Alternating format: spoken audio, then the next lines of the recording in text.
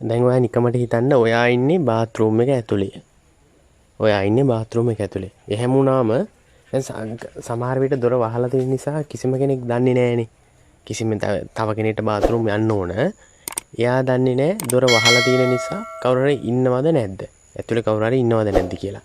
ඒ වෙලාවේදී දොරට තට්ටු කරන වෙලාවට දැන් දොරට ඇවිල්ලා තට්ටු කරනවනේ දැනගන්න ඉන්නවද නැද්ද කියලා. ඒ වෙලාවේ වාට කියන්න පුළුවන් එක වචනයක් තමයි occupied.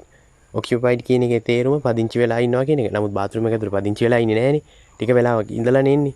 ඉතින් ඇතුලේ ඉන්නවා කියන අර්ථය කියන්න තමයි occupied. දොරට තට්ටු කරාට පස්සේ occupied කියලා කියන්න පුළුවන්.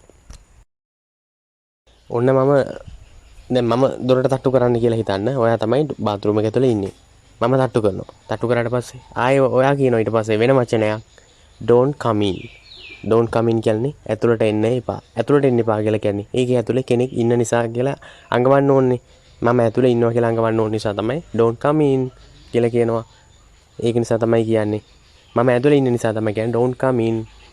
කලින් කිව්වා occupied කියලා වචනේ කියන්න පුළුවන්. ඔයාට ඕන occupied කියලා කියන්න පුළුවන්. එහෙම නැත්නම් don't come in කියලා කියන්න පුළුවන්. දැන් ඔයාට කියන්න පුළුවන් තව වාක්‍යයක් මම මේ කියන්න හදන්නේ. දැන් මම දොරට තට්ටු කරනවා. ඊට පස්සේ කියනවා ඇතුලේ ඉන්න කෙනා කියන ඇතුලේ ඉන්නේ ඔයා නම් ඔයා කියනවා someone is in here. someone is in here. කෙනෙක් ඇතුලේ ඉන්නවා. කෙනෙක් ඇතුලේ ඉන්නවා. එන්න එපා. කෙනෙක් ඇතුලේ ඉන්නවා. someone is in here. එන්න ඊළඟ ක්‍රමය. ඊළඟ වාක්‍යය. දැන් මම දොරට තට්ටු කරනවා ආයෙත්. ඔයා තමයි ඇතුලේ ඉන්නේ. just a minute. just a minute. විනාඩියක් විතරයි. විනාඩියක් දෙන්න කියන එකේ තේරුම තමයි තියෙන්නේ. ඒකට ඇතුලේ කෙනෙක් ඉන්නවා කියලා දන්නවනේ. just a minute. දැන් ආයෙත් ඔන්න තව වාක්‍යයක් මම ඔයාලට කියන්න හදන්නේ.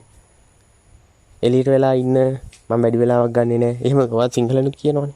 එළියට වෙලා ඉන්න වැඩි වෙලාවක් ගන්නෙ නෑ. මම ඉක්මනට එනවා. පොඩ්ඩක් ඉන්න. ඉවසලා ඉන්න කියලා කියන්නේ. be right out. be right out. එළියට වෙලා ඉන්න. I won't be long. I won't be long. මම වැඩි වෙලා ගන්නෙ නෑ. ඔන්න තව වාක්‍යයක් තියෙනවා. සමා වෙන්න. මම ටික වෙලාවක් ඇතුලේ ඉන්නවා. ඔයාලට තේරෙනවනේ දැන් හරීම විනීත විදියට තමයි ඒ කියන්නේ. පොලයිට් විදියට තමයි කියන්නේ. දැන් ඔයා ඇතුලේ ඉන්නවා කියලා අඟවන්න ඕන තව එක වාක්‍යයක් තමයි ඔය. sorry. sorry. I might be a while. I might be a while. ඔතනට ගියත් ඔයාට ඉංග්‍රීසි වලින් කතා කරන්න පුළුවන් නම් කොයිතරම් ලස්සනද? හරි පිළිවෙලක් තියෙනවානේ. වැදගත්කමක් තියෙනවානේ. ඉතින් ඒක නිසා තමයි ඔය වගේ කොටසක් වුණත් මම අරගෙන ඉන්න බැලුවේ.